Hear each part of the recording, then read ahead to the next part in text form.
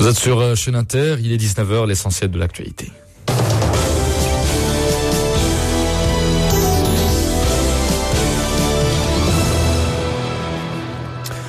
Bonsoir à toutes et à tous. Vous le savez déjà, la situation liée au coronavirus est très inquiétante chez nous. Le virus, malheureusement, circule plus rapidement qu'auparavant et touche plus de monde. La preuve, le nombre record d'infections recensées encore au cours des dernières 24 heures. Le ministère de la Santé a recensé 5641 nouveaux cas d'infection pour quelques 3329 guérisons enregistrés chez nous.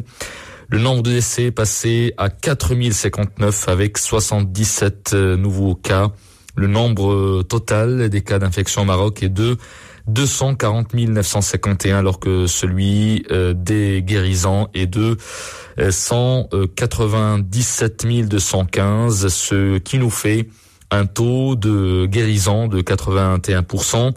La grande partie des cas d'infection et de décès a été enregistrée dans la région de Casablanca-Stade avec respectivement 31 morts et 2517 cas de contamination.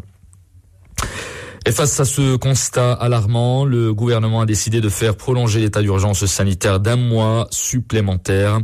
Décision prise ce jeudi lors d'un conseil de gouvernement tenu à Rabat.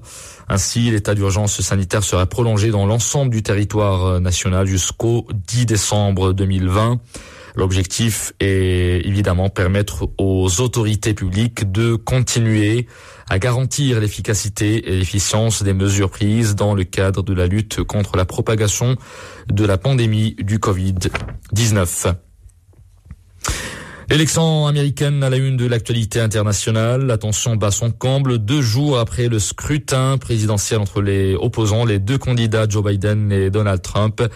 Le suspense est toujours maintenu, notamment dans la poignée d'États clés qui pourraient décider dès ce jeudi de l'issue de l'élection en faveur de Joe Biden. Le démocrate ne doit plus gagner qu'un ou deux des derniers États clés restant en jeu pour devenir officiellement le 46e président américain. Selon Fox News, il avait ce jeudi 253 grands électeurs, sans inclure l'Arizona, dont le résultat n'est toujours pas connu. Précisément, Biden n'a besoin que de 6 ou 17 pour atteindre le nombre requis de 270 grands électeurs qu'il pourrait obtenir dans le Nevada, la Géorgie ou encore la Pennsylvanie. En revanche, le camp de Donald Trump conteste ces résultats partiels. Les avocats du président sortant ont lancé plusieurs actions en justice.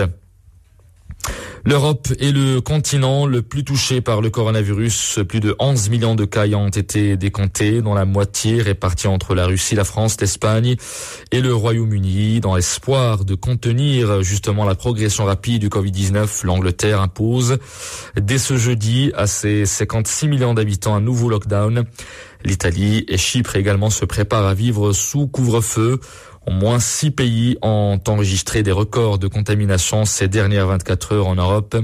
Il s'agit de la Russie, la Suisse, la Pologne, l'Autriche, la Lettonie et l'Estonie. Dans le monde, rappelons-le, le virus a tué jusqu'à présent 1 200 000 personnes. Sport football pour terminer cette synthèse d'information. La liste des joueurs convoqués pour disputer les 2 rencontres face à la sélection centrafricaine est connue. On parle évidemment de la sélection de football A. En conférence de presse au centre Mohamed VI de football, le sélectionneur national Vahid Alilozic a dévoilé la liste finale retenue pour ces 2 rencontres, comptant pour les 3e et 4e journées des éliminatoires de la Coupe d'Afrique des Nations. Les Lions de l'Atlas accueilleront la sélection centrafricaine le 13 novembre au complexe sportif Mohamed V de Casablanca à partir de 20h. Avant de se déplacer 4 jours après à Douala au Cameroun pour retrouver le même adversaire.